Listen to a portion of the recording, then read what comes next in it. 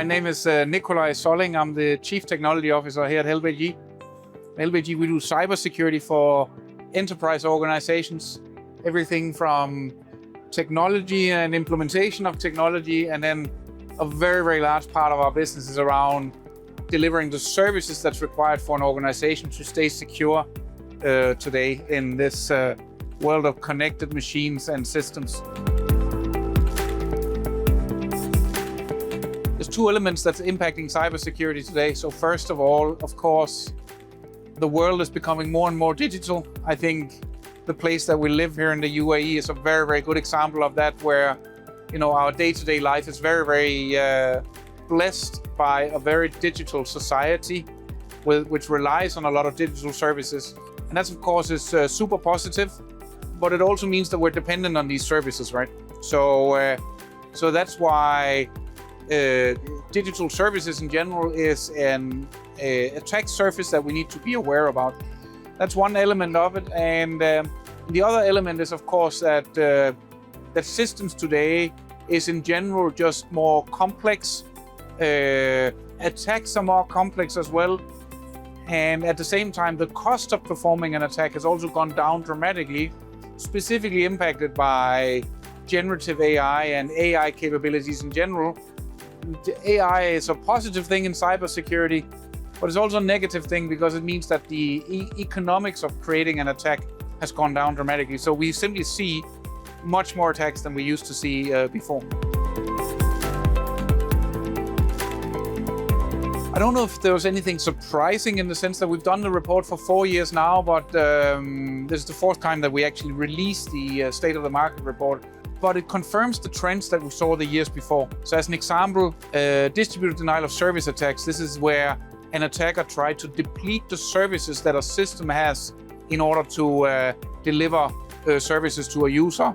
Can be everything from bandwidth on an internet link to CPU or memory resources on the server itself. Those kind of attacks we've seen a 25% increase in compared to the year before. Already very staggering number the year before, and this year I think it was something like 360,000 attacks in a year that we saw, which we were able to prevent for our clients. And one of the things I can at least take away from me from that service is that if we were not there and if we didn't have the capabilities that we have in order to prevent these kind of attacks, there would have been a very, very different experience for the users utilizing these kind of services. If we take a little bit the positive side of AI, so where in cybersecurity, one of the most important elements is to be able to recognize patterns, be able to recognize what's good and bad behavior. And AI delivers us a phenomenal set of capabilities in this space. Actually, if you drill back and say, where did AI start? Where did it have its first adoption? Actually, the cybersecurity industry was actually one of the first industries who really started to utilize machine learning and AI in order to do analysis of events and behavior of a file, as an example. Probably the first example I can think about is the first antivirus engines that came out probably 30 years ago, and they were actually using some form of heuristics in order to detect if something was good or bad. So AI has a very, very important role in the defense in cybersecurity, but it also has a very important role in the attack side of it. And most of the attacks today relies on a user being tricked into doing something, either clicking a link or opening an attachment or doing something like that, or filling in the username and password on a website, which is typically the kind of phishing attacks that we see. And here, AI, it's really about, is being utilized in order to create trustworthy content that lures a user to click that link. And AI has really, really drawn down the cost it requires in order to deliver these kind of attacks.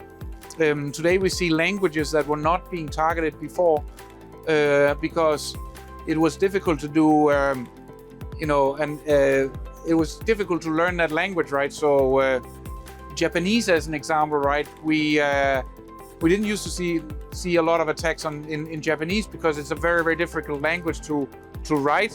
I come from a country with 6 million people, right? What's the business case of doing phishing content in my native tongue? Well, before AI, there didn't used to be a business case. Now, it's no longer a problem to do it in these kind of languages, right? So there's a lot of elements where AI have played in, primarily on the economics of performing an attack. Well, one of the things that we try to do with the report as well is to give a little bit of an insight into some of the things that we need to look at in the future, right? There's a couple of trends which are important to understand. So one of them is, of course, again, AI. That's, of course, a super interesting topic. Up until now, it's really been around organizations and individuals utilizing AI for a specific purpose. Probably the best known is ChatGPT, where we utilize it to generate text, images, and all of these things. But in the future, we'll start to have more and more autonomous workflows in organizations being done by AI. That's what we also sometimes call Agentic AI. And Agentic AI opens up for a whole new set of security challenges that an organization needs to deal with. So if you're on that path of Agentic AI, really start to think about what you're doing in that space and maybe talk to some of us who's really looking into that. And the other element that we talk a lot about when we're looking a little bit into the crystal ball of what will happen in the future is around quantum security or quantum cybersecurity. We're getting towards the point where we can start to see down the path that there will be what we call cryptographically relevant quantum computers available. This will be quantum computers which can break the kind of encryption that we utilize to protect information today. So when you're connecting to your e-banking environment or your emails that's stored in an encrypted service, maybe in the future there will be certain kind of attacks which will be vulnerable to a quantum computer being able to break that encryption. And this is something that organizations should start to think about, educate themselves about, and then start to plan around how are they going to deal with that. Because moving to a quantum safe world, or a world where encryption is quantum safe, is going to be a very big challenge. It's believed that about 20 billion devices across the world will need to be either upgraded from a hardware perspective or from a software perspective. And this is not something we do overnight. So planning for this and getting ready is very important.